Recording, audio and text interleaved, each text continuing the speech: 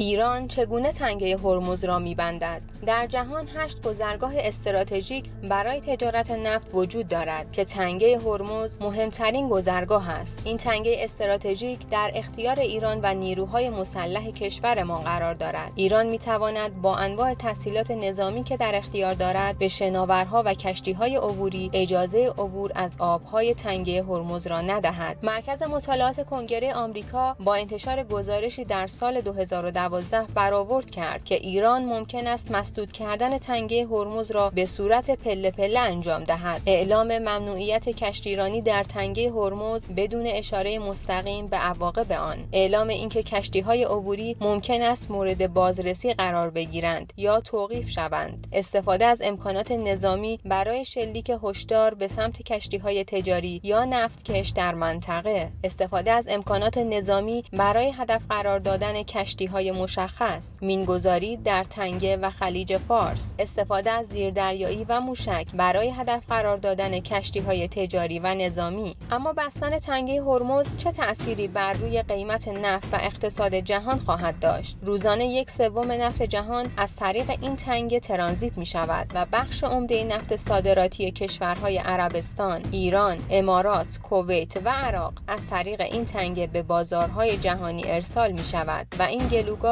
در تأمین نفت اقتصادهای رو به رشد مانند چین، ژاپن، هند، کره جنوبی و سنگاپور نقش بسیار پررنگی دارد. محموله‌های نفت خام و میعانات گازی ترانزیت شده از طریق تنگه هرمز روزانه 17.4 میلیون بشکه است. علاوه بر نفت، 50% کالای کشورهای حوزه خلیج فارس هم از طریق تنگه هرمز صادر می‌شود. اگر تنگه هرمز بسته شود، کویت اولین کشوری است که بیشترین ضرر را خواهد کرد. تنها راه صادرات نفت کویت که به حدود 2 میلیون بشکه در روز میرسد تنگه هرمز است و در صورت توقف صادرات این موضوع یک خطر جدی برای این کشور محسوب می شود. در صورت اجرایی شدن تهدید ایران روزانه حدود 10 تا 15 میلیون بشکه از نفت کشورهای جنوبی خلیج فارس صادر نخواهد شد که این فاجعه بار است. اگر صادرات از این مسیر متوقف شود، قانون عرضه و تقاضا قیمت نفت را 2 برابر کرده و تا $160 برای هر بشکه خواهد رسید. همچنین اگر تنگه هرمز برای 1 یا 2 ماه مسدود شود، بازرگانان نفتی ممکن است دچار هراس شوند و تمام نفت خام آتی موجود را بخرند که این قیمت نفت را تا $250 برای هر بشکه افزایش خواهد داد. به علاوه رویترز هم در یکی از گزارش‌های خود اشاره کرده است دولت ترامپ تحت تاثیر قیمت نفت با بحران افزایش نرخ بنزین مواجه خواهد شد و دیگر نخواهد توانست نرخ آن را پایین نگه دارد، آن هم در شرایطی که جمهوری خواهان به انتخابات سنا و کنگره نزدیک می‌شوند. مقامات آمریکایی چند پیش گفته بود که ما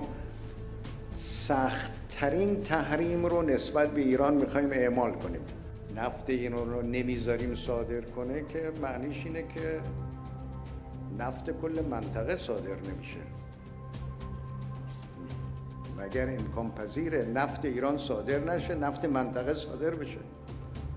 قاعدتا نمیفهمه این حرفی که میزنه، میگه من نمیذارم ایران یک قطره نفت صادر کنه. اون کارو اگه شما تونستید این کار رو بکنید و نتیجهش رو ببینید چی هست. حقایق جالب درباره تنگه هرمز.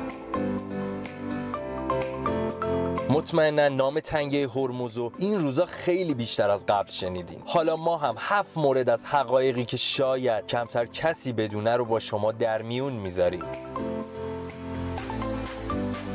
1.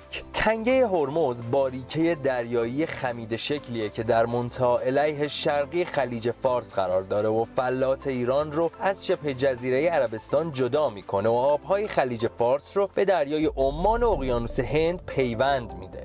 2. نام هرمز بنابر منابع تاریخی در قدیم هرمغ بوده که در گویش بومی لارستانی به معنای نخله. از سوی این واژه میتونه از ترکیب هر به اضافه مغ یعنی موغستان به معنی آبراهه موغستان ایالت قدیم جنوب ایران یا میناب کنونی ساخته شده باشه. 3. زمان تسلط انگلیسی ها در خلیج فارس یعنی بین سالهای 1200 تا 1350 شمسی، نام تنگه هرمز از جزیره هرمز گرفته شده بود که مهمترین جزیره خلیج فارس به هنگام روی آوردن استعمار اروپایی‌ها به خاورمیانه بود. 4. از اونجا که همه کشورهای توسعه یافته و همه کشورهای در حال توسعه به صدور نفت از خلیج فارس وابستن و بیش از نیمی از نفت مورد نیاز جهان باید از تنگه هرمز عبور بکنه، امنیت تنگه هرمز اهمیت بین المللی داره. 5. طول این آبراهه 158 کیلومتر و عرض اون بین 56 تا 180 کیلومتره. عمق تنگه هرمز به دلیل شیب تند کف اون از قسمت شمال به جنوب متغیره. قوس اون رو به شمال و به طرف درون فلات ایران قرار داره و در نتیجه بیشترین خط ساحلی اون در راستای کرانه‌های ایرانه. این تنگه به جزایر هرمز، قشم و هنگام نزدیک‌تره. 6. تنگه هرمز دومین تنگه پرتردد دنیاست. هر روز حدود 17 میلیون بشکه نفت خام معادل 25% کل نفت جهان از این آبراه عبور میکنه. و شماره 7 ما، این تنگه در طول تاریخ محل زد و خورد بسیاری از پادشاهان ایران همچون نادرشاه و شاه عباس با کشورهایی مثل اسپانیا و پرتغال بوده.